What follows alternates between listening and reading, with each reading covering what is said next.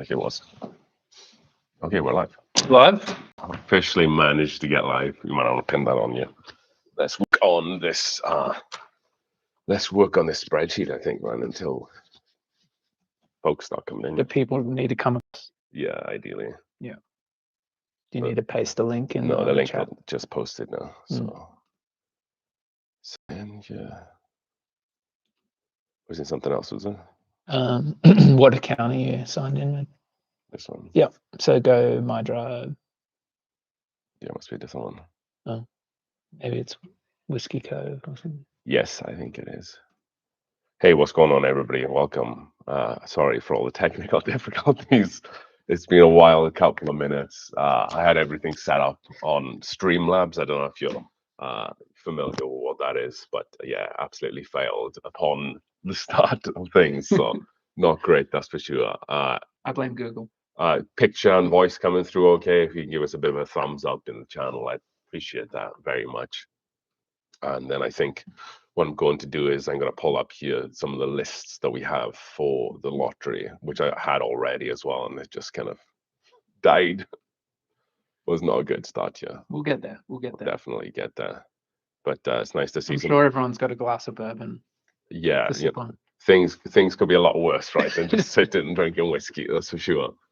But thank you for bearing with us. I know we started a little later than obviously that we wanted to or intended to, but you know, good things come to those who wait. Hopefully, I guess we'll wait and see. Thank you for everybody who's subscribed to the channel as well, because everybody in the chat box must have subscribed, as you wouldn't be able to talk in the subscriber box. I'm just trying to multitask as best as I can. So bear with me. Ross, what are we drinking tonight? Right now I'm having the Early Times bottled in bond, 100 proof. First time you had it? First time. Yeah, first time. I mean, for 100 proof, it's pretty smooth. Yeah, I think it's definitely a bit of a favorite of mine here at the Whiskey Cove as well. Okay, awesome. We have that list up right now. Hey. Okay, I think we are ready, everybody, to get on with the show, I guess, in a way. Progress. So just for the live stream today, we're going to be taking it a little easy. We'll do two lottery tickets in the beginning to pick two bottles for you folks at home. We'll do two in the middle and then two at the end here, of course. So hopefully, you know, one of these bottles can go to someone at home here. If you are a lucky winner, get in contact with me. I'll try to get in contact with you as well, just because you might have a different address and that sort of thing as well. So we'll just make sure of that. So while I was doing the stream and stuff, I had it built in that I was going to show you guys of me pulling or generating the number. However, because I'm streaming through YouTube, I can't just like show you the screen, or at least I haven't figured that out yet.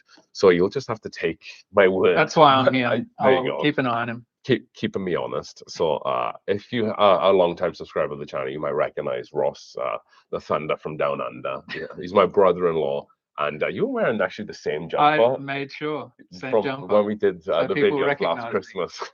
People requesting the jumper. Yeah, I'm just been wearing the same jumper every day. So I think that what we should do is I think we should just give two bottles away, because I feel like people have been waiting long enough. So we are going to generate some numbers here, and then we'll get these two here to people. So I just need to work out exactly how many tickets. So overall, a bunch of people signed up for the giveaway, which is awesome. Great to see. And I think we had 2,462 entries. Duplicates, of course, were deleted accordingly. But I think that's an excellent amount. 2,462, sorry. So then we'll put that in 2,462. Okay, so we ready for the first person, I guess, right? Lucky number, let's go. Good luck. 345 is the first person, and that is going to be, it's a big list. 345, is that what I said? Yep. Keith Baker. So if there's a Mr. Keith Baker out there in the chat, Keith, or in anywhere, then yeah, you are the lucky winner of which bottle. I probably should have said that in the beginning. That is the Willet 4-year rye. This is the bottle that Alex gave us on the channel. So this is the 4-year rye. This is coming in at 54% ABV or 108 proof. So if you are out there, Keith, let us know, and then we'll get the bottle to you to start your year off there. Congratulations, Keith. So we'll put that one to one side. And then the second bottle for this evening is going to be the Buffalo Trace single barrel And this is barrel number 201. This is from Total Beverage. I think we've shopped a few times at Total Beverage, Ross. Yep. It's quite a big liquor store. They have 2 liquor stores here in Colorado. And I know it's funny that not many other states actually have like big box liquor stores. Mm, So to get a bit of an impression, it's like multiple football fields. This the size huge. of this Yeah. place. I haven't actually done a video on Total Beverage. I probably should because it's so big, and like I said, they have a couple of different stores. Yeah. However, let's get this bottle into someone's hand here. Let's generate another number. That is going to be 664. It's a good number. The suspense. This is Been waiting 20 minutes for this. 600, 664 is going to be Matthew Warner. So Matthew Warner, you are the lucky winner of this Buffalo Trace single barrel. Congratulations, Matthew. So those were the first 2. So hopefully someone gets these bottles again. So excellent job with that, Matthew Warner. Well done, guy. So I'm going to have you put these to one side here. So it's actually a bit unfortunate doing the live stream right now because me and Ross are just both getting over like a bit of a virus that we've had. So got a hot toddy here, but I definitely need to be cracking out a glass of whiskey for this live stream. And I'm thinking something a little special. And we got some interesting videos coming up here, and you might be able to see some new bottles behind me because Christmas has been pretty good to me. And I think I'm going to enjoy one of those bottles that I was able to get. Can you throw me a glass there, Ross? Yeah. Thank you so much. So yeah, we got a lottery call from a store here, and they told us that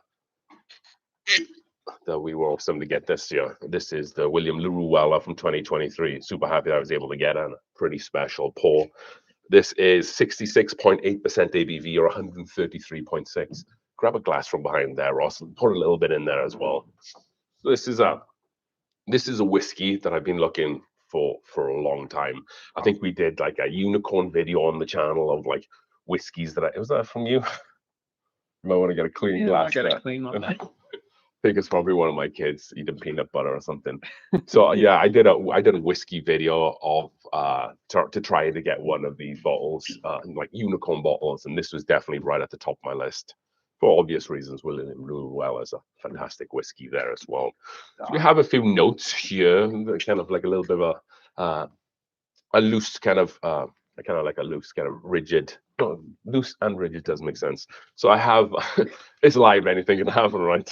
So basically a loose plan of what we're going to be doing today. Also as well, if you would like to ask some questions to me, email TheWhiskeyCove@gmail.com. That's TheWhiskeyCove@gmail.com, and shoot over your questions, and we'll try to read them here on the show. Okay.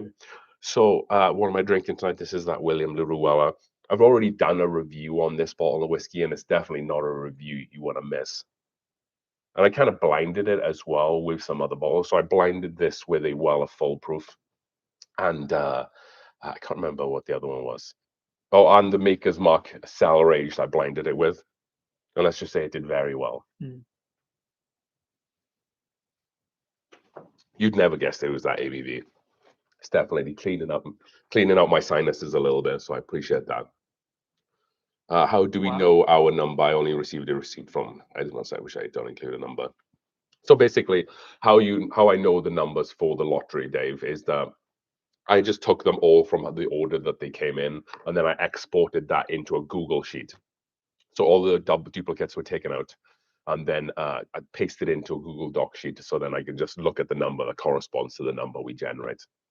So even though I'm not going to get the numbers to everybody right now, because that would be like 2,400 emails, it's just kind of have to take my word for it. So it's not too bad here as well.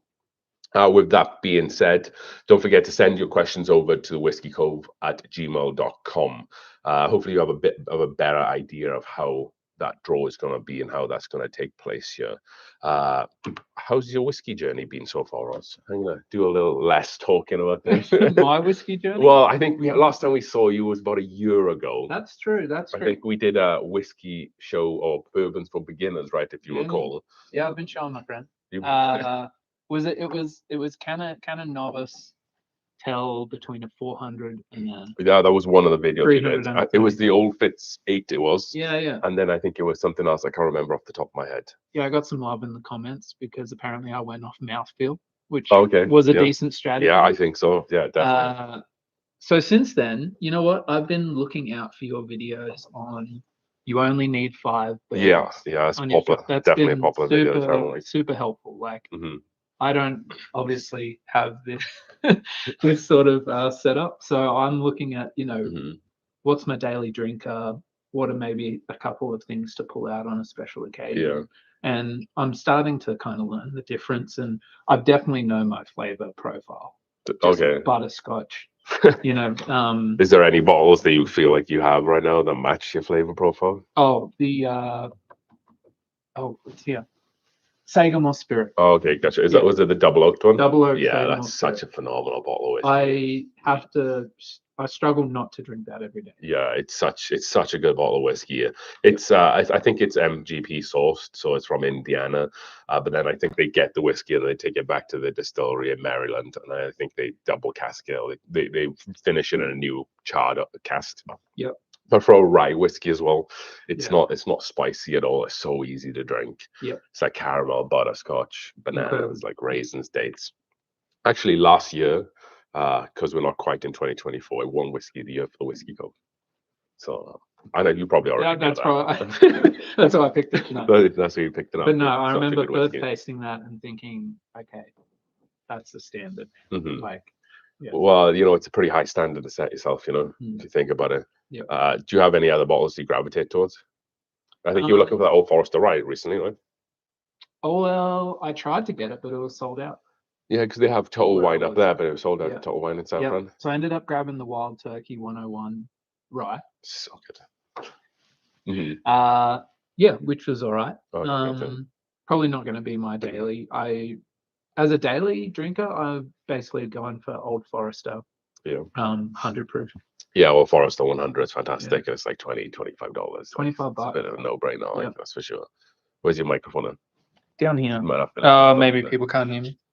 Sorry, everyone. on your shoulder or something. Yeah, my bad. Technical difficulties. So There we go. we have a few people. Let's see what people are drinking in the channel, shall we? There's a lot of good things coming in here. Let's start from the beginning here. We have a Four Roses single barrel. That's pretty dope. I have a bunch of Four Roses, these single barrels up here. I really like the variety the Four Roses can get in the single barrels because they're all different ABVs, different ages, and where they pull them from the rick houses. So you can have some bad ones, and I have had a couple of bad ones, but for the most part, I think Four Roses single barrels are pretty good value for money. Normally coming in at about $90, but you know, sometimes it's a lot more than that, depending on where you shop, right? The Four Roses one was an OBSQ barrel. And also as well, we have some Bardstown, popped open an Old Forester 1910, Michael Wellstead. Yeah, Old Forester 19. I think you've had some of that. We have it back here. Yep. Just like my favorite toasted whiskey or double oaked whiskey that I've ever had. Whiskey, I should say bourbon because I would probably prefer to drink the Sagamore, and that's like a double oaked toasted as well. But Old Forester's a fantastic addition. Someone's got a Glencairn full of peanut butter as well. So there's that. Just chewing through it. And then the 2XO American Oak tonight. Dave is drinking. Dave, you'll have to let me know how that is because I passed that over quite a few times. But I think I'm gonna have to try to pick that up because it's from distillery out of Kentucky and it's run by a guy called Dixon Deadman, who sounds like the heinous person in like a Western movie. But I think they also do like a toasted one, and they do like a gem of Kentucky. So and people tend to like them as well. But yeah, the Bardstown 11, that's an awesome one. Someone's drinking Larceny Barrel Proof C923. I think that Fred Mimic, who's quite a renowned taster of whiskey, I think he had like 3 Larceny Barrel Proofs in his top 5 whiskeys of the year, and that's like a $50 to $70 bottle of whiskey. And I've had some of them are good, like, but to have 3 in a top 5, they must have blown them away. But this person was drinking the C923.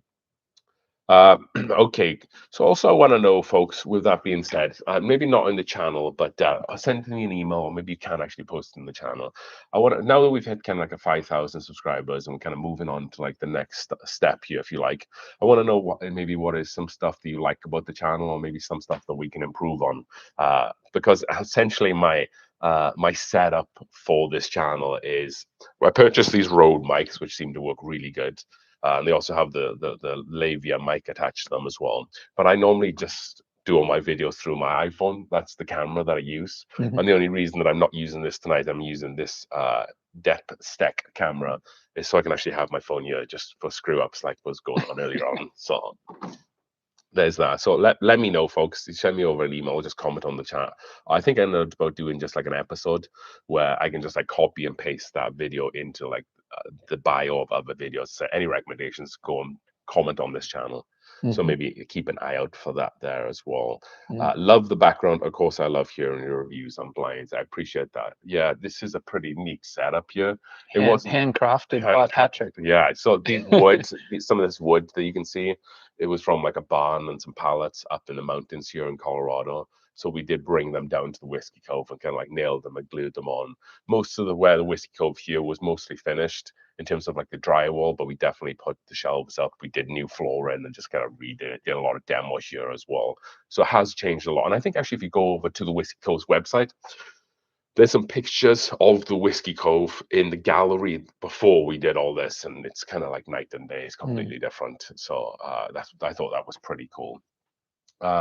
So yeah, please let us know. And then upcoming plans for this channel. I feel like what are some upcoming? What do we want to do? So what I wanted to do with the Whiskey Cove, I feel like I wanted to have a channel. I wanted to do reviews. So like you could go to a store, you could pick up a bottle of whiskey. And it's like I wonder what this tastes like. Let me just hop onto YouTube and then just search like this bottle review, and then the Whiskey Cove would come up.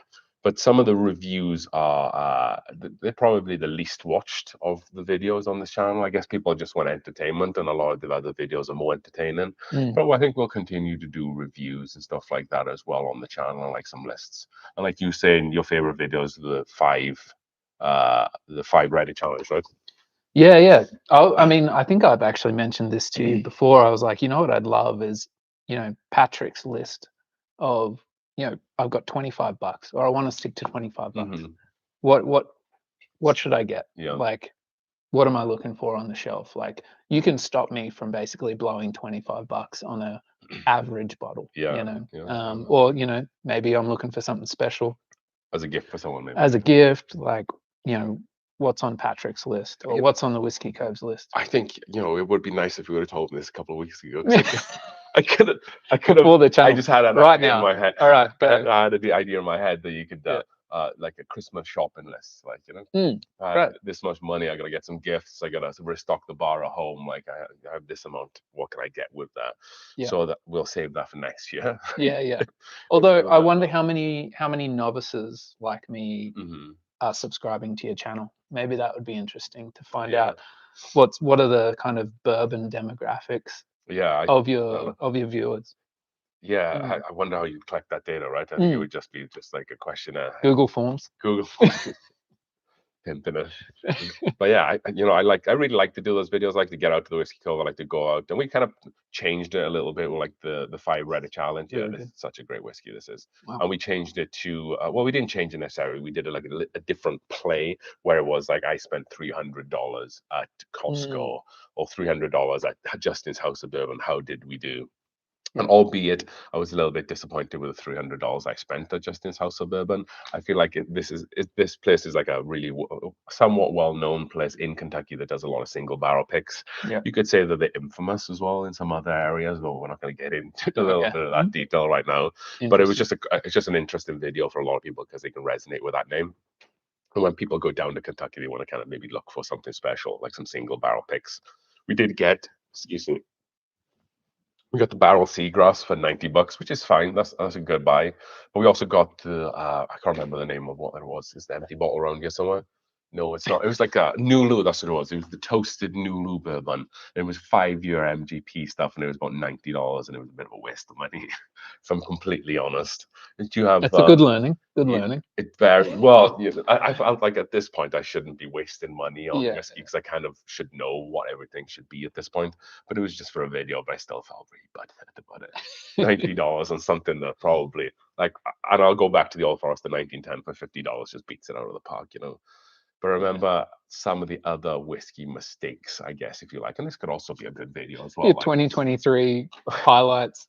fails package. Yeah. Yeah. I feel like maybe just like across the board, across the years, like what are the worst bottles that I bought at ridiculous prices? And I think some of the worst ones, and I might have done some of this in other videos, but the Angels Envy single barrel picks, they're 55% ABV, I think they are. So they're only a couple of proof points higher than the regular Angels Envy, which is like $50, $60.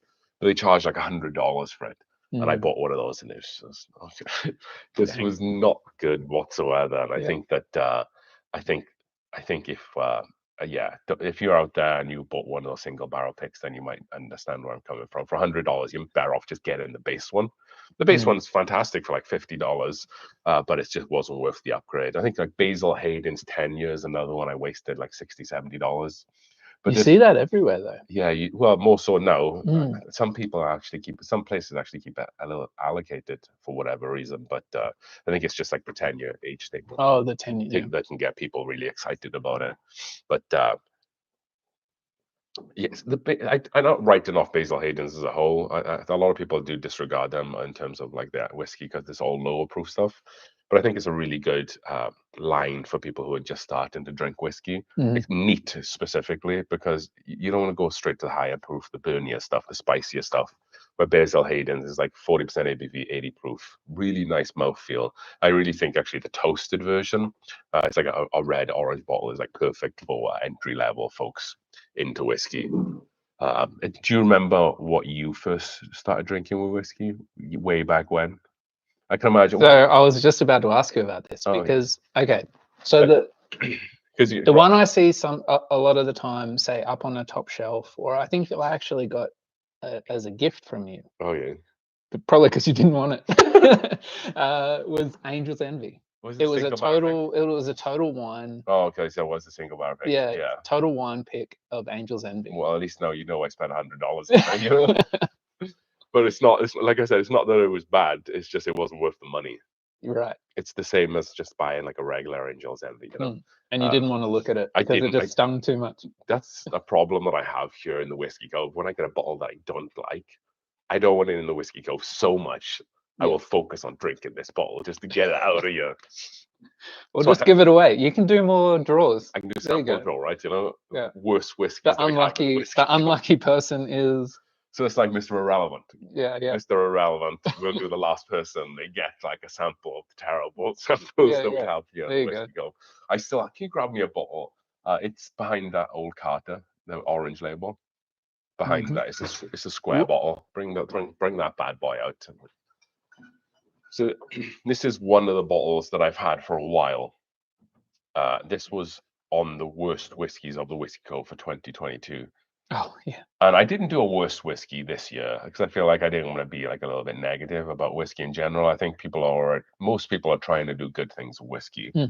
But there's obviously some people that are just trying to make a quick buck. But I didn't want to focus on that. I wanted to focus on like the best whiskeys and the better stuff this year, which is why you didn't see a worst whiskeys of 2023. However, we still have this was the worst whiskey from 2022. And we still have this. This is one bottle. It's so bad. I want it out of the Whiskey Cove so much that I just can't drink through it just to get it out of the Whiskey So we're giving this away now. Type in the comments. Who wants it? But like it's awesome glass. It's like really nice. It looks fantastic. It's going to sell on the shelf, isn't it? Because people are going to look at it and go, "Oh, that looks cool." When I was down in Florida, I bought a couple of other bottles, and the guy was pushing some stuff, and I was like, "Look, you give me some nice bottles here, so I'll take your single barrel pick that I don't want," and I definitely didn't want it when I tried it. So you're welcome to give this an straw. Anyone asked for it? Has anybody asked for it? Not yet. So. You don't have to drink any, but you put them in a glass. Yeah, and even if you have to throw it down the drain, which completely fine with me. But it's a rye whiskey, and it's just like so like abrasive, and just it's like someone poured like nail polish with like some gasoline in the same glass. There's just not much.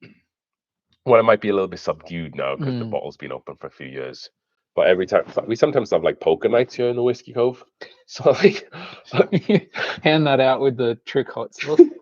So it's just like people will just be like, "Oh, he's the whiskey guy. Let me just ask him for a whiskey because I have a bunch of stuff here." Oh, yeah, no, you don't want that. Yeah. So I don't think you want that. people are just like, oh, give me a whiskey. You're like, any whiskey?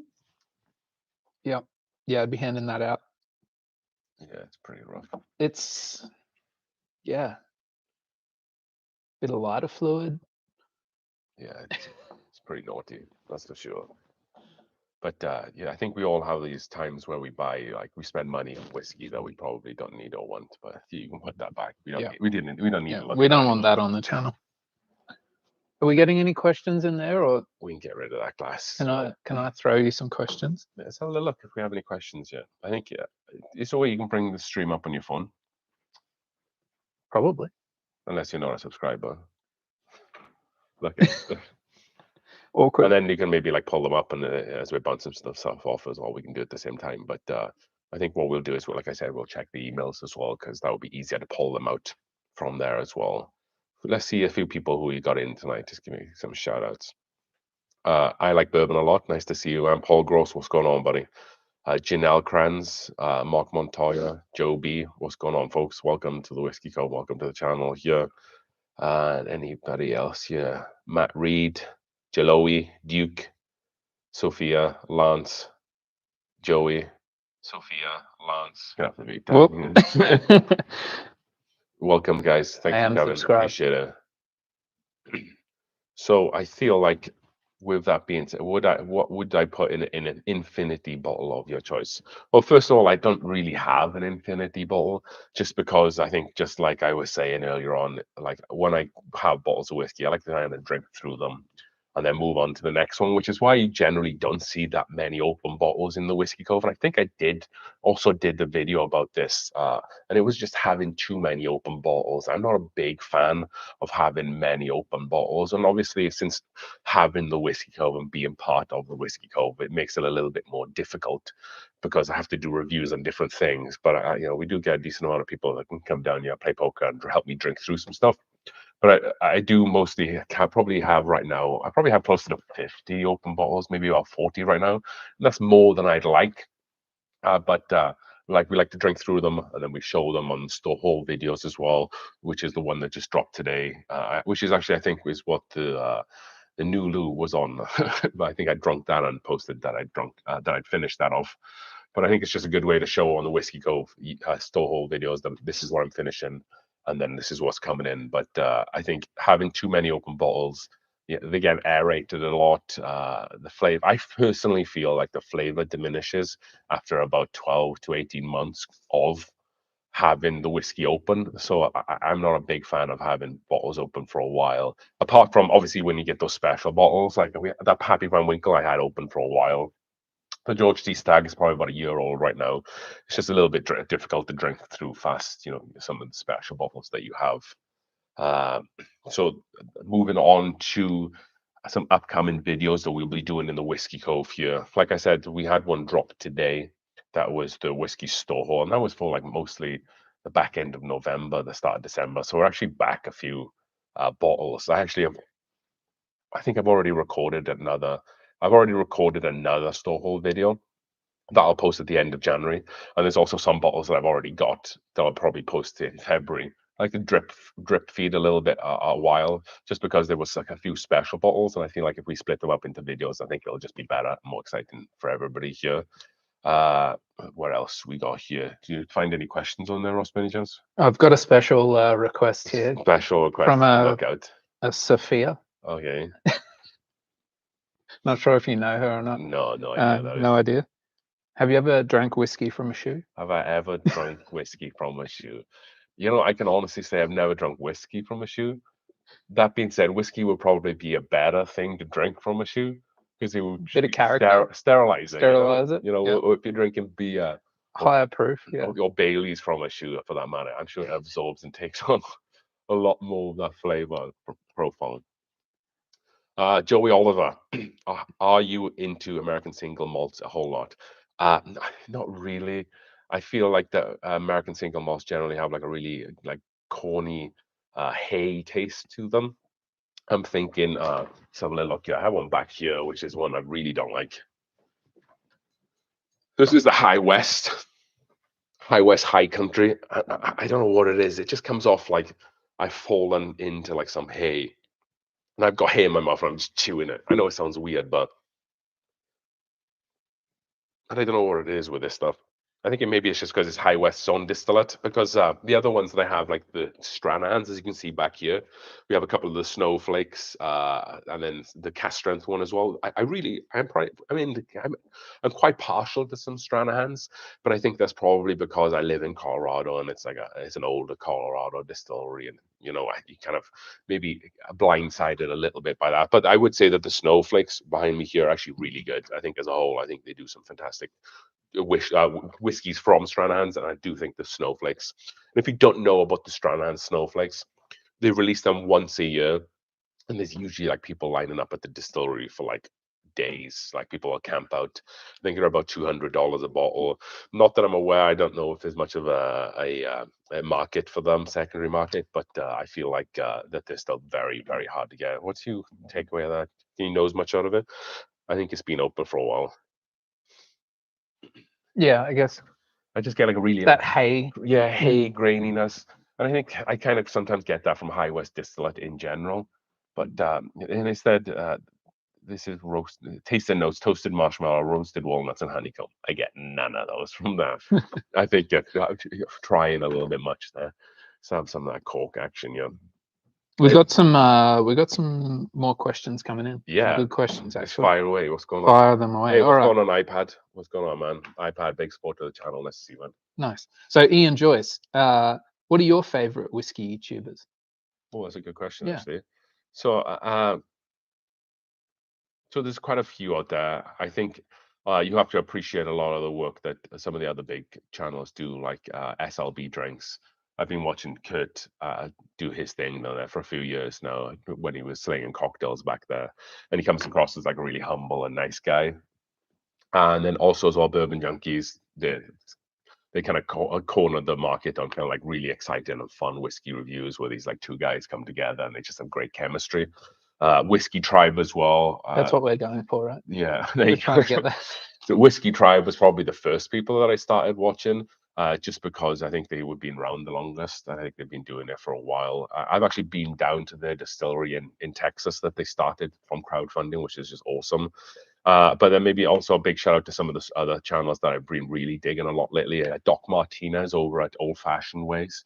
So basically, he does a lot of like those same whiskey stuff that we do on most channels, but he also creates and crafts really unique and awesome cocktails. And like he makes different plays on different old fashions, like a Christmas old fashioned, like a Halloween old fashioned, or a Star Wars old fashioned as well. And then Jeff Whiskey. So if you're someone who's maybe more into like Scotch or stuff across the pond in the UK, Irish whiskey, Welsh whiskey, then he does a lot of that. His name is the channel's name is Jeff Whiskey, and a really, really fun watch.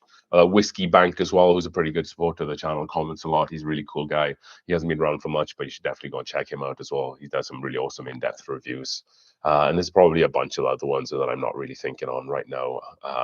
But we have interactions through just like commenting on different people's channels. Everyday Drinker, I think I'm aware of like Matt who lives in Western Colorado.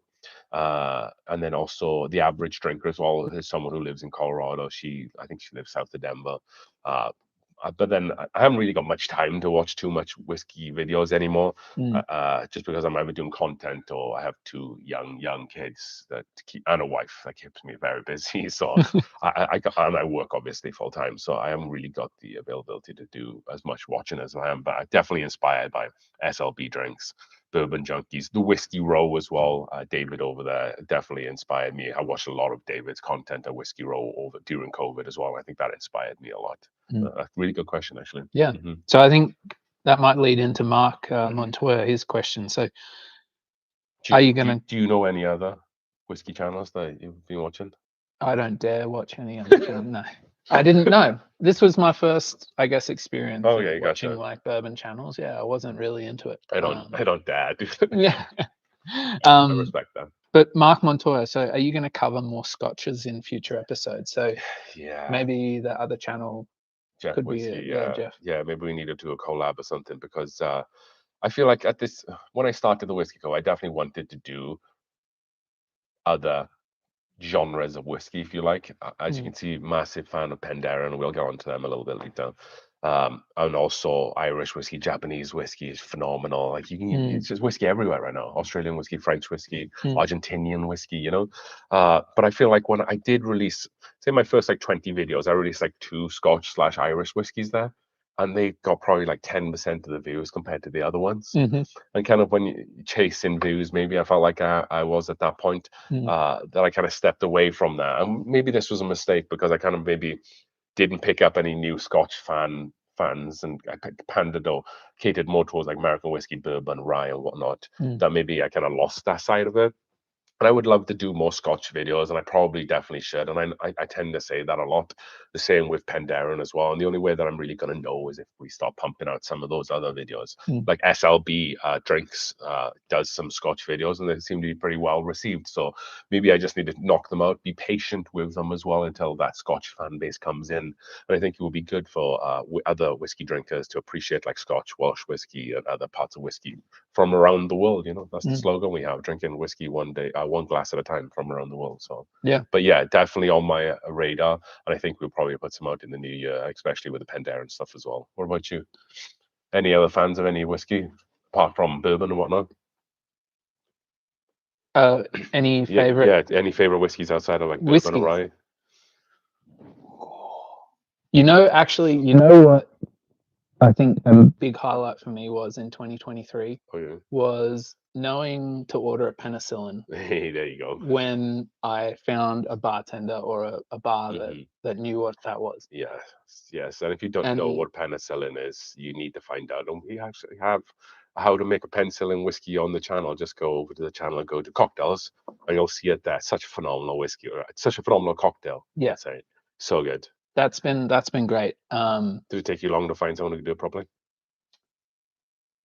You just have to, if you ask for it and they say what is it, or what's in it, then it's like, don't worry, give me a margarita. I'll get a beer, or old fashioned. I'll get an old fashioned.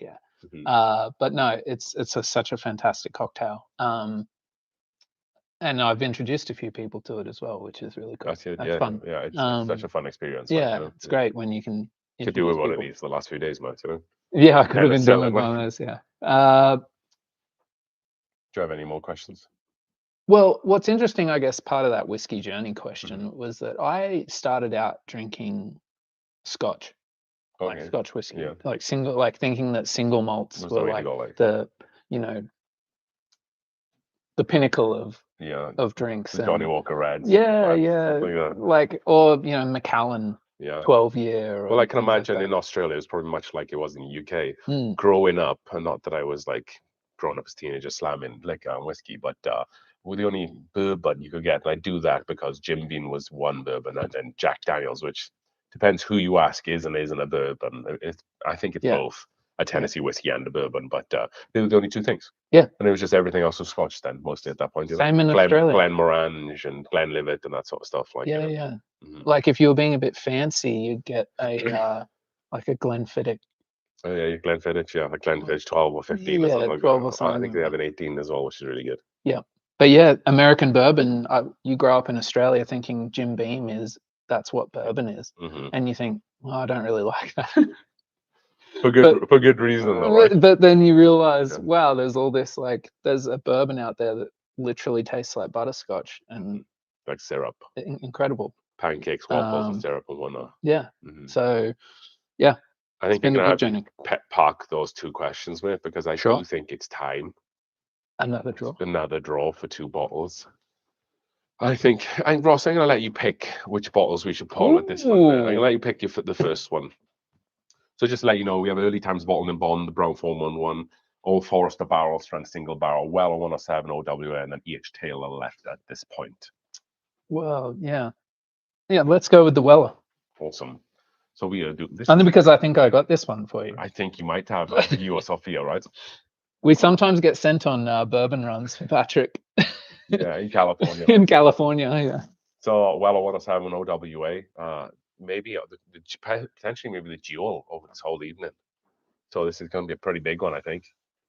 So back to the number generator. We have, let's generate said number. 133. So this is someone who just submitted the ticket not so long ago, Ooh, maybe in the last couple of days, actually. Let's find out where this is. lucky, very lucky. 133 is what I said, yeah. Mm-hmm. Ian Joyce. Oh, So Mr. Ian Joyce, I don't know if you're here, I don't know if you're watching, but you are the lucky winner of a Weller 107 OWA. Congratulations, Ian, and I guess thank you for being a subscriber, because I think we've had about 200 subscribers in the last 2 or 3 days. So you must have done that very recently. So definitely congrats to Mr. Ian there as well. Well done, Ian. Ian's feeding us questions too, so that's well deserved. Is it Ian? Is it Ian? Oh, it is Ian Joyce. There Yeah, he he is in there. Hey, what's going on, Ian? Yeah, you've well done, man. You won the 107. Congratulations. That's pretty cool. He's here as well, watching it. Right on, man. So I guess we have one more to do, and let's do the early times, the bottled in bond black tap brown Foreman one. Ooh. Oh, this is the original. So yeah, this is the one that's owned. This was the one that was owned by Brown Foreman before they sold it to Sazerac. Some people say that the distillate's a little different. I still think they're probably just still using these old barrels from when Brown Foreman made it, because it takes like 4 years at least for a bottled in bond, and it hasn't been 4 years since they bought it. And fun fact as well, this shares the same mash bill as King of Kentucky, which is a unicorn bottle from Brown Foreman, which costs like stupid amount of money if you can't find it. So same mash bill, really interesting bottle. Let's generate a number. 774. They've all been quite low numbers so far. Mm. Let's see who is 774. That is going to be John Lenart. Mr. John Lenart. Do you think I'm saying that right? L-E-N. Probably not. No. L-E-N-A-R-T. So John Lenart. If you just mumble it in a Welsh accent. And that's there fine. you go. If that's you, make sure you get in contact with us. If not, we'll reach out to you with the contact information that you provided, and hopefully we'll get that ball squared away for you there. Mr. John Lenart, congratulations. Congrats, John. Very good. Awesome. Did you have another question lined up? There's a few here. Let me sift through. Let's. Duke wants to know, what do you do full time?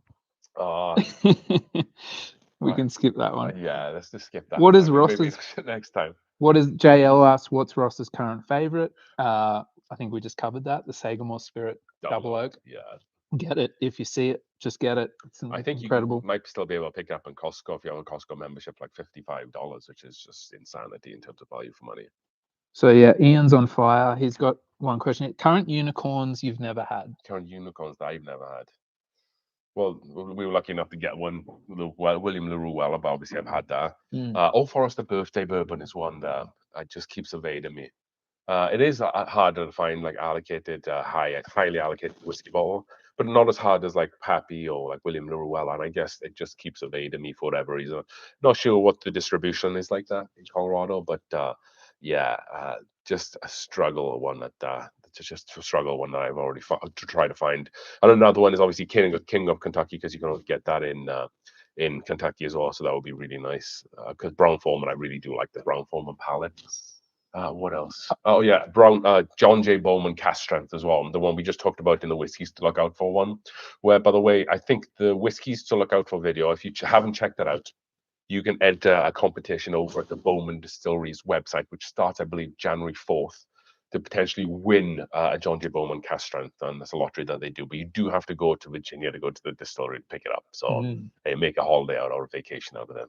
This just keeps getting better and better, by the way, the more it's breathing. It's so good. It's such a good whiskey, so well balanced, and the flavors and the oiliness and the viscosity on your palate is just next level. It's completely. So a couple others. I think you'll like this one, actually. Matt Reed asks, any opinion on the Kirkland bottles at Costco? So I was thinking about doing a video on those, but it took a while for them to really get into Colorado, because Colorado has a little bit of a funky liquor law when it comes to grocery stores. Like only recently you've been able to get hard liquor at Costco's and grocery stores in Colorado. So stuff is still catching up. So it took a few months for it to post. And then by the time that had the opportunity to buy them, it just didn't really make any sense because the videos had just been done a million times by people. I haven't tried any. Actually, that's a lie. I've tried the bottled in bond, and that wasn't great. I think for the value for money, I think they're good mixers. Single barrels are obviously going to they'll vary between the single barrels because it's always a single barrel. But my understanding is that it's just the same stuff that comes out of 1792, just cheaper, and you get a little bit more whiskey for it. I would just spend the extra money and get a 1792 small batch instead. That would be my recommendation. Yeah. Or Save for I think for the mixing like cocktail yeah, bottled in bond, I think the Evan Williams yeah, is perfect for is that. it going to be that much cheaper than an Well, Evan Evan Williams? Williams is cheaper than that, I think. Yeah. Well, there or there, but well, you get more. So you can get 1.75 liter, so a handle of Evan Williams for like $27, and I think you get a 1 liter, the Costco ones for like $22. So it's definitely cheaper. Yeah. What about you? Have you had tried any? Haven't tried it, but Different people ones? talk about it a lot. It's Yeah. obviously pretty popular, and you hear the stories about what is it actually or where's it Sure. coming Where it's from. being sourced from, like. Yeah, yeah. Mhm. So Yeah, I think it's Barton down in Bardstown, Kentucky, 1792. I'm pretty sure it is. At least that's what I've heard. I might be wrong, but I think I think it might even actually just say on the bottle from Yeah. Barton Distillery. I think someone can correct me in there, but yeah. And then what was the other one? well, I'm going to go back. It was actually something you were talking about just before with Virginia Okay, yeah. distilling. Have you actually tried any whiskies from the Virginia Distilling Co? Yeah, so it's Bowman Brothers is what they're talking about. So, VA. Okay. yeah, so I think if it's the Bowman Brothers, so I have had this one. This is one of my favorite whiskeys here. I've had the small batch version of the John J. Bowman. They also do a port finish one, which I have on the shelf right now, which is this guy. This is the port finish John J. Bowman one. They have the small batch. So I've had those three, but I haven't been able to try the cast strength. Like I said, it was a unicorn that I haven't been able to find for a while. Mhm. And look at these bottles. So this bottle is still dusty. So it's so I got a lot of shit for having dusty bottles, and it was a really specific reason. So these haven't been sitting on my shelf for years and years and years. So we did some construction down in the Whiskey Cove, and I didn't like cover this area off, and I probably should have done. I just caked all my bottles in dust. And so then when I was doing like some videos, people in the comments would just be like, clean your bottles off, man. Like, how long have they been on the shelf for? You're a disgrace. I know, that's basically what it was like. It's a waste. But like all my shelves are dusty, and I've just been like cleaning them off one bottle at a time. But yeah, Bowman Brothers Distillery, can't say enough good things about these folks. All right. Another question? I'm gonna stand up a little bit. Yeah, let's do it. Besides Virginia, for that Abraham Bowman, where else would you like to travel for whiskey or some distillery tours? That's really good. Actually, I feel like at this point, for the last 2 or 3 years, I feel like I made it to Kentucky once a year. And anytime you go to Kentucky, you're just spoiled for so much choice. Some of my favorite, Maker's Mark. Did you do the Maker's Mark distillery too? It was closed when we got there. Oh, was it? Yeah, and that's the problem with some of the distilleries in Kentucky. Like I've missed Four Roses and I've missed Wild Turkey because the days that they're only open is like Wednesday, Thursday, Friday, and Saturday. We always seem to get at the beginning of the week. But yeah, definitely Maker's Mark.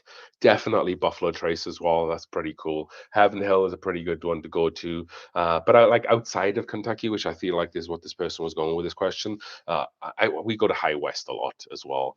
I have a pretty much somewhat okay relationship with High West. It's kind of they do great whiskey sometimes. The whiskey that they do is fantastic normally, but then outside of that, it's been quite difficult to enjoy some of the newer releases of High West, Midwinter Night's Dram. But if you ever been over to Park City, Utah, or Wonton Ship as well, the distilleries, it's just beautiful. Have you ever been through? Next time you're running through Salt Lake City, you have to stop there. It's like a little bit off the beaten path. You park down in the parking lot, you jump on a shuttle, the shuttle takes you up, and it's just like a postcard. The scenery is beautiful. We went for the Midwinter Night's Dram party release just not so long ago when they did it in like October. It was phenomenal. I think it was like you pay $200. I think for the ticket, they give you a pour of Midwinter Night's Dram, full banquet buffet. So like it's like caviar, lobster. You just help yourself. And then at the end of the night, like an hour before the end, we got talking to like some of the people who worked there, and they were just handing us glasses of Midwinter Night's Dram for free. So I ended up getting like my tickets worth in Midwinter Night's Dram. But yeah, if you get the chance, definitely go out there. If you're a big rye fan as well. Outside of that, Stranahan's is okay in Colorado. That's probably, and Laws is pretty good, but they're more smaller operations. Old Elk up in Fort Collins, they do some pretty good stuff as well. And I'm trying to think of some other states. I wanted to go up to Wyoming whiskey a little while back, and I reached out to them. I think that they're not really open. They have like a really small distilling season, but they're up there like in Kirby, Wyoming, which is like right up there toward the Yellowstone way. And apparently that's a pretty beautiful place as well. So that's on my bucket list there as well. Very cool. Oh, and thanks to Jason Johnson for that question. Yeah, thank you, Jason. Very cool. Appreciate it. Uh, I just want everybody to see as well. Like it looks like the Whiskey Cove is actually quite small, but if I take like a few steps back, you can see kind of like how how short I am compared to. I'm like 6'3". I'm a big guy, but like I'm now I can touch the ceiling. Yes, we got quite a lot of shelf space, but it's definitely filling up here fast. And we all kind of boxed in. There's no emergency fire exit back here. You know? So if there's a fire in front of us, we're in trouble. we're pretty screwed up a little bit, I guess. And I'm still waiting for an invite to the Whiskey Cove tasting night, though. Yeah, the poker tasting nice. Yeah, I'll need to do one. I think in probably February will probably be the next time I do that. I have on my list to maybe talk a little bit about my favorite cocktails as well, because that was one of the questions that someone had commented on the video. And I was like, this will be a good question just to keep for the live stream. So I think Ross already touched upon it. Penicillin is probably my absolute favorite whiskey cocktail. Just because, and there's no bourbon or American whiskey in it. So how you make it, and there's a couple of different ways to make it, but this is the general gist of it. You get some ginger syrup, which is like sweetened ginger syrup. You can, if you, I would suggest tasting it first, because if it doesn't taste sweet, you probably will have to add some simple syrup in. But if it's already sweet, if you add simple syrup in, it just becomes too sweet. Like half a lemon, and then also with that, you get some blended scotch. So what I've been using for that, I've actually been using the Johnny Walker Gold Label, which is a little bit bougie. You don't have to use that. You can probably just go to Kirkland actually, or go to Costco. They sell like big blended Highland Scotch for like pennies on the dollar. So like 1.5 ounces of that, and then mix it all together, pour it into a glass, and then float with a bar spoon some Isla Sky Scotch. Lafroy or Ardbeg would be perfect. So you kind of, you'll taste it. You get like the ginger, you get the Scotch, the medicinal from the Isla Sky, and then you also get like the lemon as well. And it kind of tastes. It's called a penicillin because it tastes like medicinal. Like you definitely have to try it. And as Ross said, the number one rule for when you go and try to buy a penicillin at a bar, if you ask, "Can I have a penicillin?" and they say What's no, that? or they say, "What's that?" But I don't know how to make it, but I could probably figure it out for you. Don't ever get it. If you go, you good? Sorry. If you go to a bar and you ask for penicillin, and a guy is just like, "You're my new favorite customer. I know exactly what that is," then you know Yep. you're in good hands. Apart from that, I love whiskey sours. I think that was my first major whiskey cocktail. Was just whiskey sours. Used to drink them in college all the time. Probably a little too much. Old fashions are obviously pretty cool as well, just because you can play around with them so much. Like you can put like walnut bitters in, you can like put like cherry bitters in.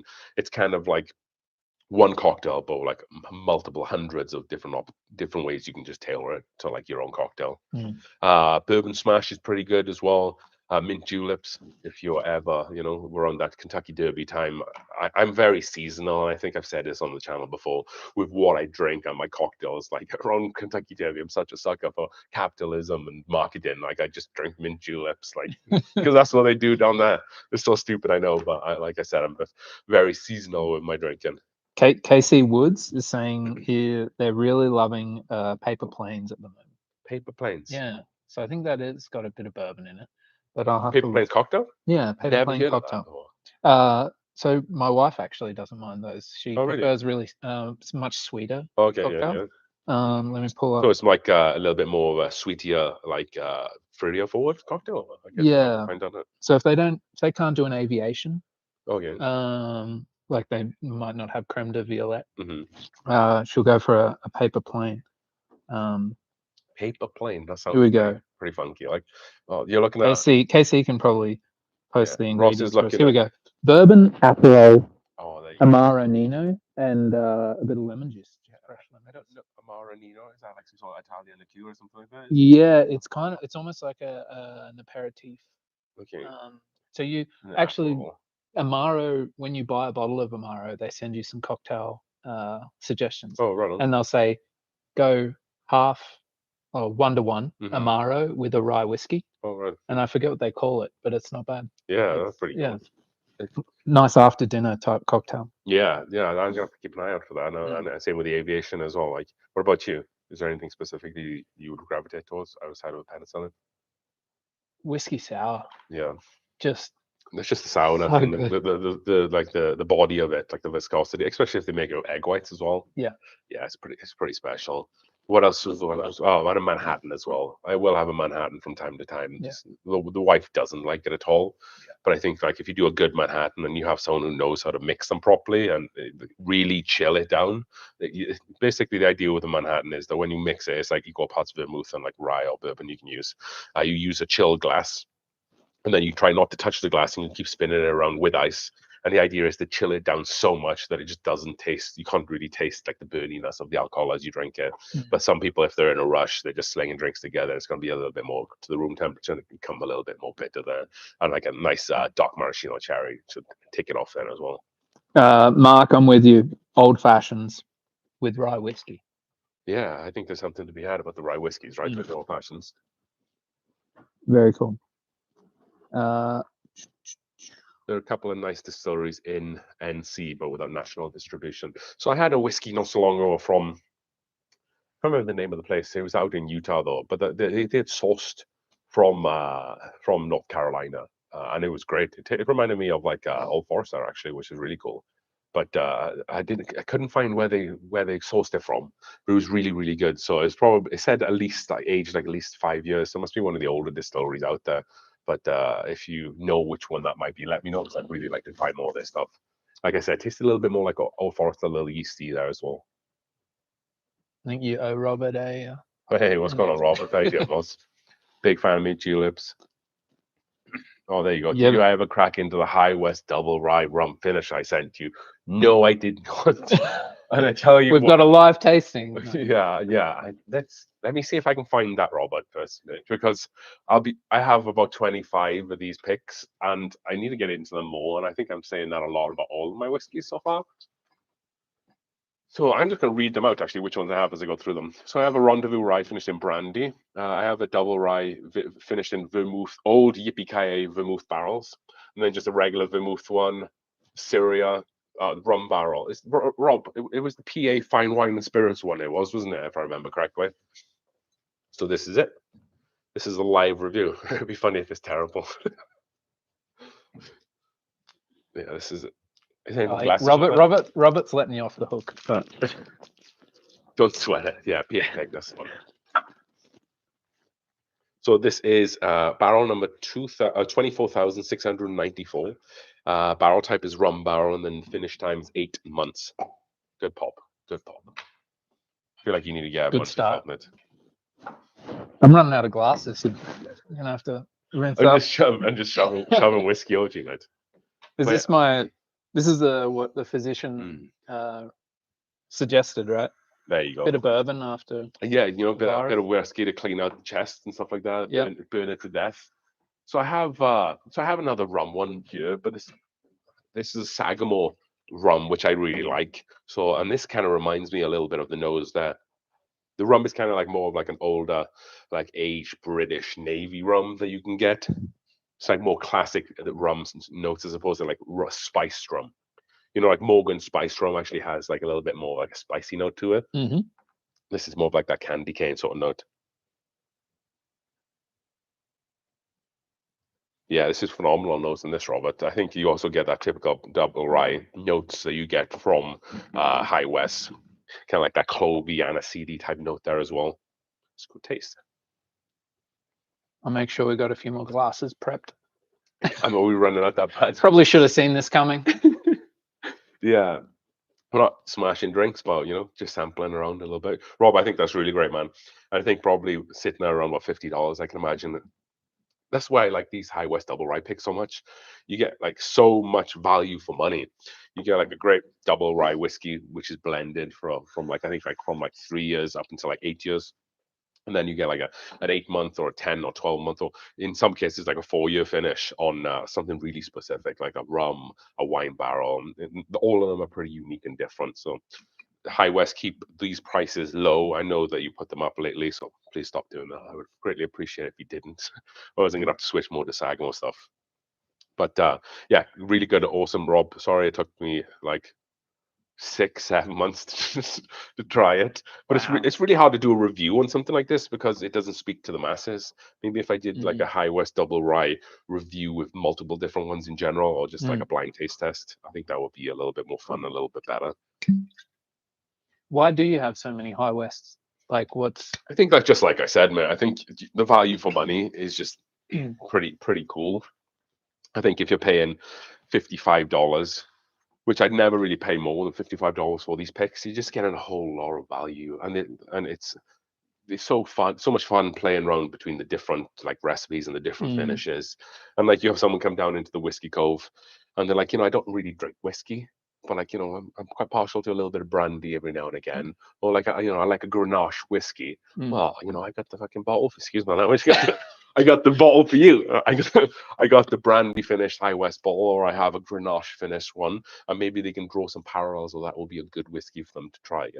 So yeah, thank you so much for sending it over, Robert. I really do appreciate that. I think you were the first person to send one of the bottles to the Whiskey Cove. So Wow. Yeah, cheers for that, man. Well done, Robert. Are you struggling with this? I put him on. No, I've got some good clean ones. Whatever your daughter's done to this one, I think. Is that not coming with that oil? I think it's Duns off. It's been spinning on the floor, I think, or something. Pat, this one's maybe not sure if you'll be able to answer this one, but where are we? Nate Trout. It's headed to Ireland next year. Any recommendations of where to visit? That's a tough one, Nate. I'll be completely honest with you. I've never been to Ireland, which is a crying shame because I managed to come to the US before I came to the country that's next door to Wales, which is like pretty insane if you think about it. Yeah. Distillery wise, obviously I know a little bit about Irish whiskey, but not a whole lot. I think you have some really good stuff from the Blue Spot or the Spot Distillery. I don't know how they would do with the tours and stuff. Like I have Gold Spot, Red Spot, Blue Spot, and they're all really good as well. Also, the green and yellow spots are equally as good, which I need to get my hands on to get down here. And then also as well, obviously, Jameson's will probably do a really fun tour when they if they do tours. Yeah. Oh, it would be a really fun tour. Wait. Hang on, where's Guinness? Dublin. Dublin. Oh, Ireland, yeah. Apparently the Guinness tour is awesome. Next level. Yeah. Yeah, if you like your Guinness, highly it's recommend. probably the best place you can get a pint of Guinness from right now. Yeah. But apart from that, there's also another one which I just can't think of right now that I'm a big fan of Irish whiskey wise. But let me see if I can find it. Yeah, I also have whiskey in these drawers done, yeah. Whiskey just what everywhere. Oh, here we go. Teelings. So it's this stuff. They also make some really good whiskey as well. Let me see if that autofocuses. Yeah, it doesn't matter if it won't. But yeah, Teelings whiskey. This is the 46% ABV one. So they finished this for 6 months in rum casks, and this is just a regular small batch offering. This was bottled. This is how long I've had this bottle for. Yeah, this was bottled in May 2016. Wow. Obviously, it'll probably taken a couple of months when to get did you to come me. to the US? So Sophia bought me this as a gift a while back, but this is when I was going through like a lot of my bourbon craze, so I didn't really have much time for Irish whiskey.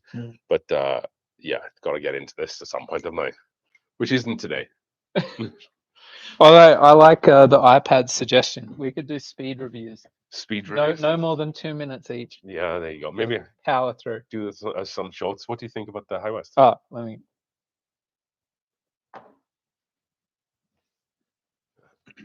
What else do we have here? Yeah, I think it's very nice and rum forward. I think that it has some good flavor. Like I said, maybe a little bit of spearmint and like dill. Is it a lower ABV or? I think it'll be on the front here, probably around 50, is it? Oh, 50, yeah. 49.4. You don't get that. Like you don't get that proof. Yeah. Yeah. You get a little bit of spice there, but that's more from like the double rice spice as opposed to anything else on there. Oh, Robert's him and his wife spent 2 weeks on Ireland. You can't go wrong with whatever you choose. Everyone is super nice and it's a gorgeous country. Do some hiking. Yeah, the only feedback I'll give about Ireland from someone who hasn't been there but lives right next door is just be careful of the tourist traps. Because a lot of my friends have gone over there, and Callum, one of my best friends from back home, he's been to London, he's been to Paris, he's been to Milan, been to all these massive capitals around the New York City, and he's like, never have I been rinsed out of so much money when I went to Dublin, because it was apparently like super expensive. So tourist traps. A lot of tourist traps, yeah. But Thank you for that. I appreciate that. So, if you get the time as well while you're over in Ireland, definitely go over to Wales, which is next door. You can catch a ferry over to Wales. Ferry is like 30 minutes to 45 minutes, and go and check out Pandarin Distillery. They opened up a new, kind of a new rick house slash distillery, second part to their main one in Breckenridge in Swansea, and that's about an hour and a half train ride as soon as you dock in Pembrokeshire. And definitely go and check them out because they make some, as you know already. Like I'm obviously pimping them out a little bit here, but Pandarin makes some fantastic stuff. And as I always say, they use ex Buffalo Trace and Evan Williams single barrels. They put the single malt in them and they age them in those barrels. That's what they use to age their whiskey in. And they've also come out with a Pandarin collaboration with a distillery in Argentina. This is going to be the Icons of Wales, number 11. So the distillery is La Alazana. This is in the Patagonia region of Argentina. I actually had a really cool Pandarin video, which was like a minute long, that I was going to post, and people could watch it right now. But of course, the technical difficulties that we had at the beginning, we had to just go straight through YouTube. So sorry about that. I will definitely post that link in a post on the YouTube channel, so definitely look out for that. But basically, Welsh people settled years and years ago in a region of Argentina called Patagonia. And even to this day, there's about 200,000 descendants, they think, around living in that area. And there's about 5,000 people who still speak Welsh. It's the biggest Welsh-speaking population outside of Wales. So they got in contact with this other distillery, and they brought the two distilleries together and collabed on a whiskey. And that's what they came up with. They came up with this Descendants, Icons of Wales, number 11, which should be coming to the US, I think, early January and February as well. So I'm definitely going to be looking out for that. But yeah, if you're in Ireland, definitely take that trip if you can get out there. You're paid by Pandarin or something? Paid by Pandarin. I should definitely do more with Pandarin because it's so near and dear to my heart. But no, I can't say enough good things about Pandarin. It's not going to be bourbon whiskey. It's going to be more pear, apple, floral, honeysuckle forward. But then you do get a little bit of that buffalo spice or Buffalo Trace spice at the end there with the vanillas and whatnot. Wonder if I can get what we've given away so far into shot. Yeah, you're not going to get them unless you put them at the front, yeah. Let me have a look. These were our 4 so far. Yeah, these are the 4 we give so far. I'm actually just going to, I didn't write the names down. I was just thinking that. But I'm just going to watch the stream back at the end. Yeah. And then fill in the blanks. Yeah. Move this out of the way here. But yeah, thank you, Robert, for that rum finish, man. Really good. I appreciate it. Yeah, the 2 bottles that we have left are the Old Forester single barrel strength. This guy with a blue label, and then the E.H. Taylor small batch as well. And just double check there's a bottle in here. Just the barrel proof instead. So yeah, we'll be drawing those pretty shortly here, I'm sure. Cheers to the winners and the 5 year. Yeah, thank you so much for all the love and support, guys and girls, and everybody else out there. 5,000 subscribers is quite a benchmark that I wanted to get to, and we definitely nailed that. And it wouldn't have happened without you folks at home. It's really interesting that there's one more person in this world other than my wife that likes to listen to me talk. So I'm very humbled. Does she? Well, does she? That's a good question. Probably not. But very humbling, guys and girls, and thank you. Keep continuing to support this channel. And there's something that I want to do maybe in the new year. We kind of had flirted with the idea of I can't remember the name of the platform now. I pull it up now. I'm terrible with names. Patreon. So we set up a Patreon when we initially set up the channel, but I felt like that was probably the wrong way to go about it because we never really advertised it. And it's still kind of live, but we haven't really advertised it. So I think in the new year, I'm going to try to redesign and reconfigure the Patreon just to make it a little bit more. I know it has some good stuff on there, but I just haven't really had the time to be more involved with that. I'll have to analyze that going into the new year. But if there's a way we can reconfigure that, so it's really awesome for you guys at home, then we'll definitely look at doing a Patreon here moving forward, because it's a really good way for me to engage with people who support the channel, and maybe it gets you a glimpse of like behind the scenes stuff as well, which will be pretty cool. So that was the stuff about Pandarin. I also want to talk to you a little bit about, I guess, I'm going to sit back down now. Wait, step. Blood's gone. If anyone's wondering, I'm actually standing up. If anyone's wondering how tall Pat is, I'm 5'10". 6'4". But yeah, if you haven't already guessed, Ross is from Australia. I think it's weird that we're doing a live stream, a YouTube live stream about American whiskey and bourbon. Yeah. Yeah, the Aussie and the Welsh. Because we know so much about it, right? Yeah. So I also have a couple of questions that you folks sent me by email here. So number one, I think I deleted some emails, but I apologize for who sent this to me, but it was, why are most rye labels on bottles green? So this is a really good example, actually. This Willet has like a green cap here and green top and a lot of green detail here as well. But just looking around the Whiskey Cove, the Elijah Craig straight rye has a green label on it as well. Michter's and all has a bunch of green labels. So all the information I was able to find about that was, it kind of sounded like back in the day there was a couple of bottles with green labels on that did really well with rye whiskey, and I guess they just kind of caught on from there. There wasn't really a very specific explanation, but I think that was like the best guess sort of thing. But it's funny that when that was pointed out to me, I was like, yeah, a lot of rye whiskey does have green labels. Well, obviously, High West beating that out a little bit there. When rye goes to seed, it's like a really bright green, isn't it? Potentially, right? Yeah. I don't know. I wouldn't know. I think so. Yeah. I could be wrong. Here to you first. Like, could be wrong. What about the bourbon seed? Please correct me if I'm wrong. What about the bourbon seed? The bourbon seed. Corn seed, right? Yeah, Wild Turkey rye is green too. All Forest, the rye is green as well, I think, across the board, actually.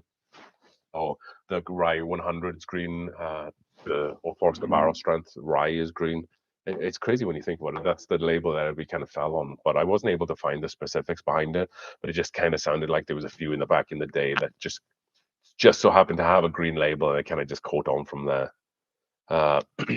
Alex T97 said, or I sent in a question, said, "What's with the Hawaiian shirts?" You're getting to that. Yeah. It's coming up in the feed as well. Oh, of course, yeah. Excuse me. I don't think it was anything really specific with the Hawaiian shirts. I just landed on it. I think I wanted to wear something that I didn't really have to think about my appearance. I could just put on a Hawaiian shirt and just not really care about what I was wearing that day. I really like Hawaiian shirts as well. I think that they're pretty cool. I think it just makes me feel like maybe it's summer all the time, even in freezing cold Colorado here. Yeah. But I think it was just ultimately just like just something I could put on and something that was just fun. Just I guess the image I was trying to put out is, let's not take ourselves too seriously. Like, let's just have fun with it, right? So I think there was pre Maui Patrick and post Maui Patrick. Pre Maui Patrick. Hit me deep. But I think I've always worn like a Hawaiian shirts every now and again, even like before, a long time before the Whiskey Cove. I just thought they were pretty fun. Rick Daniels, why the Whiskey Cove? Just kind of what we're sitting in. I knew that I wanted to do a whiskey channel, and I was thinking of names.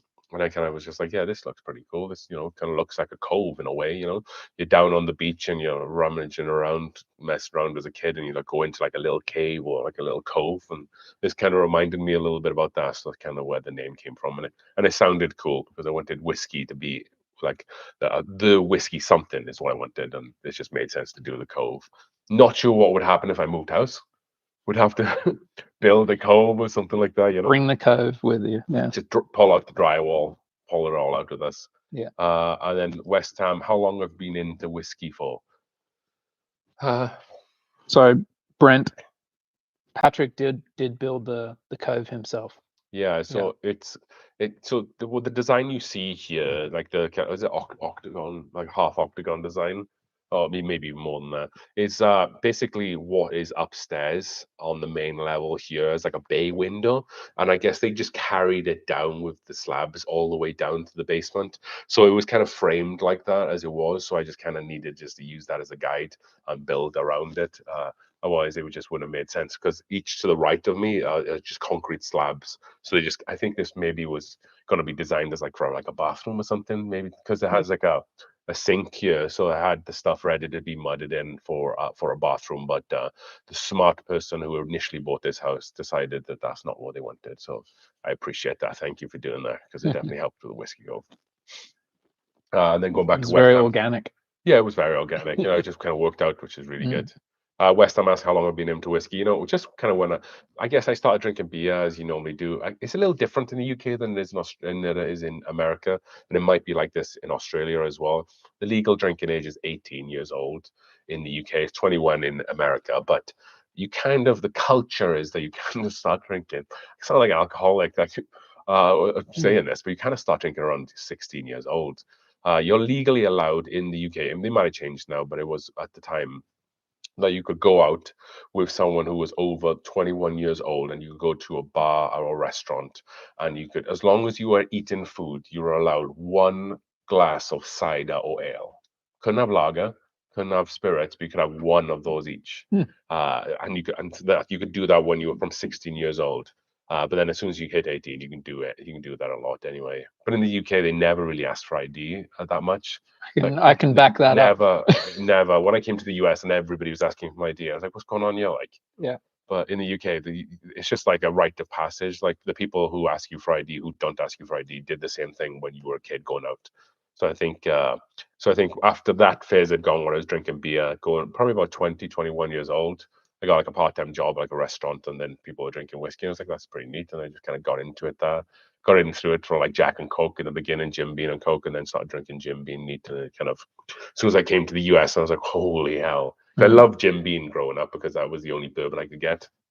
And then when I came to the US, I drank like Jim Beam Black and like other Jim Beam. And then one person was like, have you tried this Buffalo Trace? I was like, I'll give it a go. I was like, holy hell, this is like world and life changing. And ever since then, I've loved, you could say that Jim Beam was my first bourbon, but like Buffalo Trace was my first proper bourbon, like I got offered on. And I was lucky enough to get like a bottle of Pappy Van Winkle 12 back in like 2016, I think it was. Wow. But they were still, I think, allocated then, but like, you'd have like 20 people going for like 5 bottles. It was much different to what it is now. But yeah, it's been a bit of a long ride, but fortunate enough now I get to drink through this. So if we do have a nuclear winter here, then this is where I'm coming. Yeah, should be in good shape.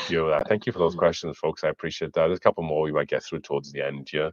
Anything outstanding in the live chat that I can help anybody with? There's a few theories on the rye? green rye labels. Maybe herbal flavors. Okay, I could see that. Maybe there's a bit of a mint kind of note. Spearmint. It tends to be green, right? Yeah. Dill as well. You could sometimes get that. That's green, and mint as well. Just straight up peppermint. Yeah. Joey, he's saying he's happy with his IKEA shelf for his whiskey. Oh, there you go. That's all you need. That's all you need. Yeah, no, I totally. I built these shelves myself. They're just like pieces of wood that I got from Home Depot, painted them, and I just got pull-out flies that you can get, and they just like self-fit. You just like spin them in and then drilled into the walls.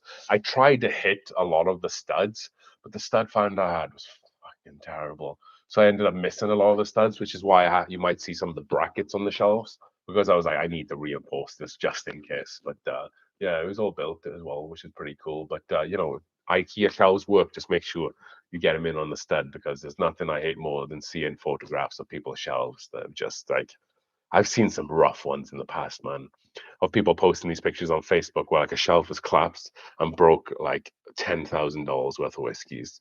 So I think like a bunch of Pappy Van Winkle stuff, like just smashed it, which is why I keep my more expensive stuff on the bottom row here, so they don't fall down, and hopefully, not much does fall on top of them.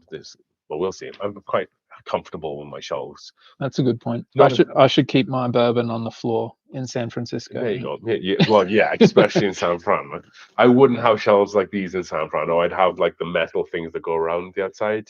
Yeah. That like are about waist high, that would keep them all in, because I'm sure you get some bumps in the nights in San Fran. Definitely. I like this question, Patrick. If you're willing to say, disclose. GJ Lowe football team / club. So I think you should cover. I will cover both bases then. One good, one bad. Yeah, I might lose a few subscribers over the second one. But in terms of football or soccer, I do have a football team, and that is West Ham United. They play in the Premier League, the English Premier League. They're not doing too bad now, actually. They beat Arsenal today. We beat Manchester United a couple of weeks ago. We're doing well in Europe. Really great. I'm a big sports fan as well. I like a lot of sports. But West Ham has been my team since I was like 3 years old.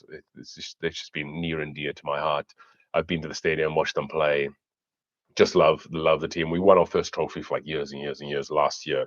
So it's been a good couple of years. And then the flip side of that is football. So I live in Denver. I'm not a Broncos fan. So when growing up, I did get into American football pretty young, considering the UK, you could never find it hardly anywhere. There was one channel that used to put it on. It was Channel 5. And they'd put American football on, and you'd have to stay up really late to watch it. So they used to do. And this was when you only had 5 channels in the UK, unless you had cable. So I'd watch I'd watch this team play, and football team names are a bit different in the UK because it's like West Ham was named after a city, and they kind of are out here, but they have like like nicknames. So like the Denver Broncos are known as the Broncos or the Steelers. So none of those names really engaged with me. There was one team that was called something that I was familiar with because it's part of where I come from. And that's the New England Patriots.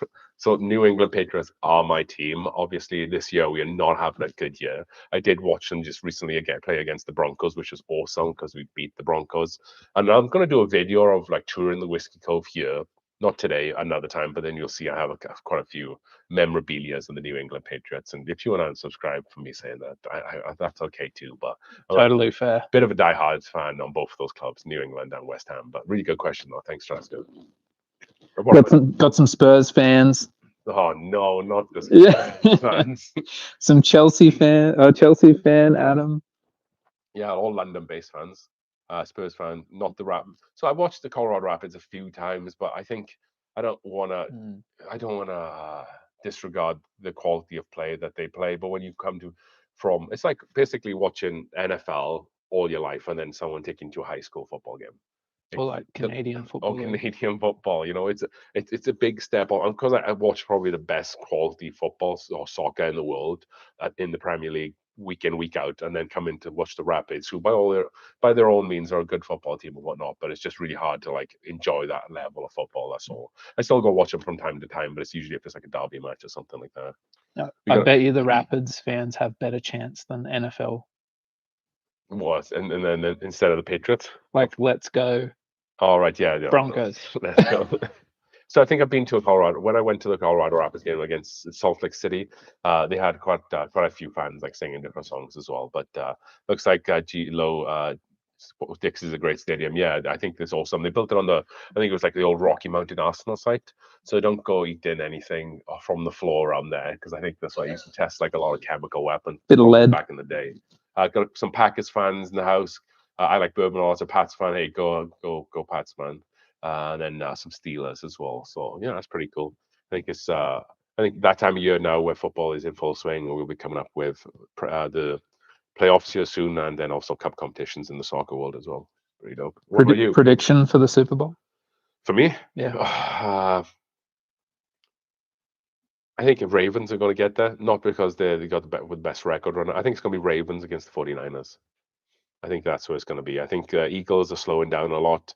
I think their O-line is a little bit beat up and getting old. Mahomes and Chiefs haven't got much going on there in terms of wide receiver talent. They have the most drops in the league right now. So, and if you look at the stats wise from Mahomes, he isn't obviously playing his best stuff. Kelsey, who started the year like awesome, he's getting old. He's like 34 now. He's slowing down a little bit. So, might be a little distracted. Yeah, might be a little bit. Did you see? I don't want to get it too much into football. We'll get it back to whiskey. But did you see what Bill Belichick said about the Travis Kelsey Taylor Swift relationship? No. He was just like, Travis Kelsey's a fantastic player. He's been making fantastic catches this whole career, but this might be his best catch yet. The driest sense of humor in the world. And he was like smirking a little bit, but yeah, it's funny. Let's get back to. Hey, I'm sure you guys thought you would want to be talking about Taylor Swift tonight. But it had to come into it. Yeah. Mike R, if you could only ever drink one whiskey for the rest of your life, what would it be? Oof. So I kind of split this up into two questions. If I could drink any whiskey for the rest of my life, that would probably be the William Larue Weller or the George C. Stagg that I've tried. But obviously, that doesn't really make sense. I think that what is like an everyday whiskey, I guess, is probably where he was going with that question. Or something I can pick up all the time. I think might be the Weller 107. That's not something I can pick up all the time. I think this still is an allocated bottle of whiskey and still is very hard for people to find. But I think this is a lot more realistic than BTAC stuff. I think I would definitely drink this all the time. It's so good. I think if the proof is right, it's right around like 50. Is it 52.5? I think it is 53.5. Sorry, so it's right around where I really like whiskey and I get the most flavor out of it. And it's wheated bourbon as well. So if I had to drink 107 all my life, I'm pretty happy with that. I would like to hear, I guess, what people would like to. Yeah, that's a good one. Let's hear what your choices would be. Michter's Celebration. So the Michter's Celebration is like a really special, like once a year release from Michter's. And it's like $3,000 a bottle at MSRP. Great choice. Yeah, that wouldn't be a bad one. Joey Oliver, Jack Daniel's Barrel Proof Rye. Honestly, yeah, I need to get back into that one. We did a review on that. It was great. Not phenomenal for me, but it might need time to open up. But still, very, very good. What's the most I paid for a bottle? The most you will ever pay? So I think there's two bottles that come to mind with the most that I've ever paid. One is the Russell's Reserve Single Rickhouse, which is over there, right over there. Great bottle of whiskey, by the way. So good. I think I give it like a 95 out of 100. Uh, and I spent so much money on that. It was like 250 was the MSRP. I spent about 325 just because Colorado seems to have 20% higher prices than a lot of other places. I wouldn't spend it again because I had the option to buy the new one for the same price, and I kind of turned that down, even though that's supposed to be just as good. Just because that's like a once a year thing. I'm not going to spend more than $300 like multiple times a year. Maybe once every 2 years. The only other time I spent more than that was about $350, $400 for Weller single barrel. Up over here, you can see the orange label just sticking out there. I bought that down in Arizona because I kind of wanted it to complete the lineup. Stupidly, this is when I think these were going for like close to like $1,000 on like secondary and black markets. So paying $400 was a good price. But I think that number almost come down to like $500 right now, and it's so not worth it. It is like Weller special. We did the blind. We did a Weller blind, and for Weller full proof came first. Weller Special Reserve came in last, and then Weller Special Reserve. One up from that was the Weller single barrel. So like, yeah, you don't need to chase that bottle. Obviously, it is a single barrel, so it might be different between different single barrels, as we always say here. But as that is something that I've tried, and I can only compare it to that, yeah, definitely not worth the money. Let's not throw $400 at that. And what else we got here, Ross?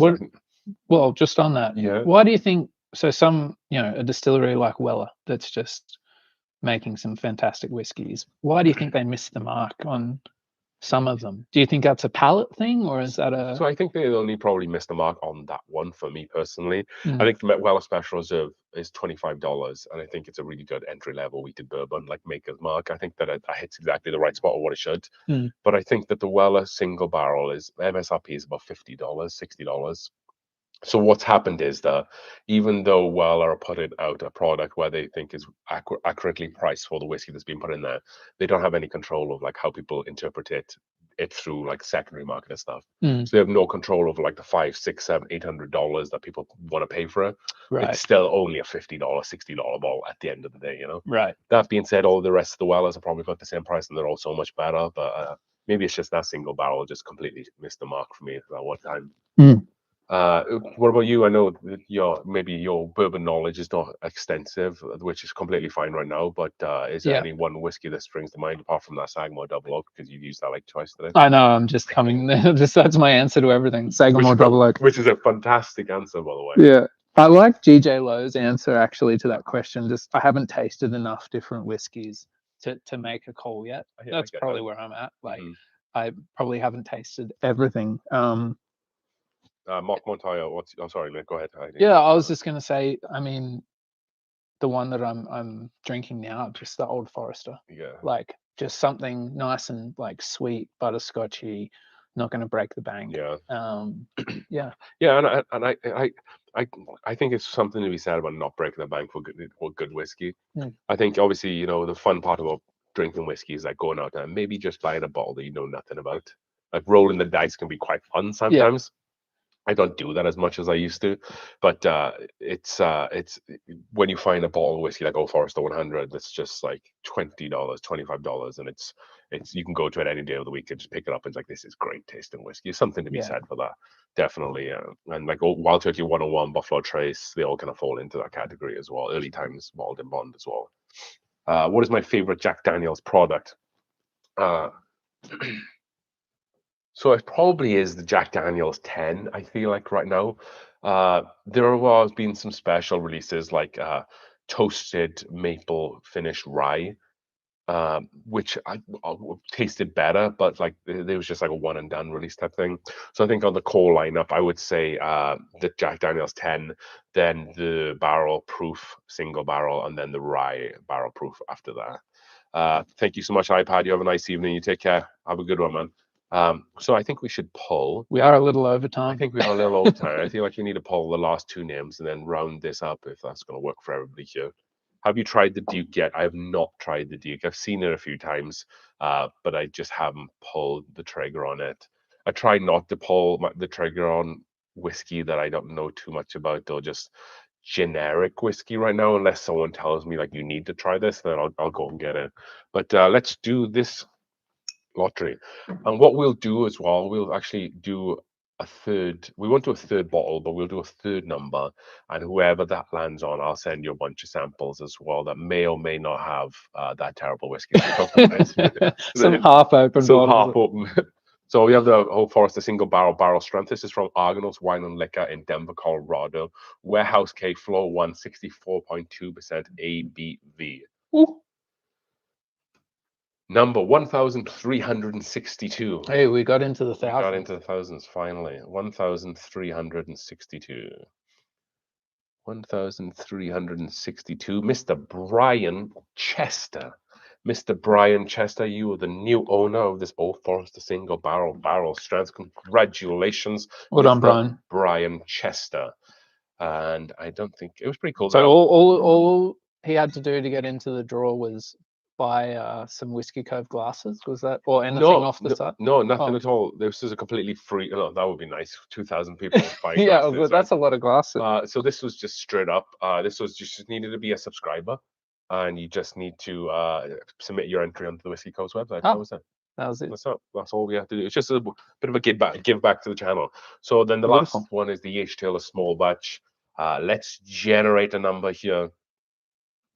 That is going to be number 854. 854. And that is going to be, oh, that's a good name. Patrick Hipkins. Mr. Patrick Hipkins, thank you for your entry. And you are the new owner of this E.H. Taylor small barrel, small batch. I do apologize. So if you are being called today, go and reach out to us at TheWhiskeyCove@gmail.com. And also as well, we'll try to reach out to you with the information that you left to see if we can hook that up. We'll get them shipped out to you as well. And some of the samples I'll probably be sending out, and maybe some of the ones that we've tried on here lately. We have a review of Old Carter coming out soon. Eagle Rare, we have a review coming out soon as well. So maybe we'll include some of those samples as well. Let's do the last draw. Final draw For some samples. That is going to be, click the button, 1,100. So that is going to be the final person. Let's have a look who is the lucky winner of a bunch of samples that I will be sending over. That is going to be Rene Pirot. Rene Pirot. That's definitely French, right? Pirolt, Rene Pirot. So get in touch with us, Rene, and then we'll get those samples over to you. If not, we will try to find your contact information and we will go from there. So thank you for everybody for participation in the lottery. All is not lost. I think when we roll into 10,000 subscribers, I think we're going to have to do another giveaway for that. So make sure you continue to watch the channel and the information and the videos that we'll be pumping out there as well. I won't pimp that out every week. We'll get to about 9,000 or 8,500, and then we'll start bringing in some bottles then, so you folks know what to expect. And for something for 10,000, we're gonna have to do a little bit better than this. Not saying that this is bad. I think this is pretty awesome, right? Pretty awesome. I think again for Alex for sending that over, he sent this over free of charge and wanted to add it to the lottery to help with the 5,000 subscribers. So Alex very cool. 297, thank you for doing that there as well. Tuning in from the Bowl Arena. Hey, what's going on, Senior Dunny? I guess the Nuggets are playing tonight then. Must be right. It's not ice hockey season, is it?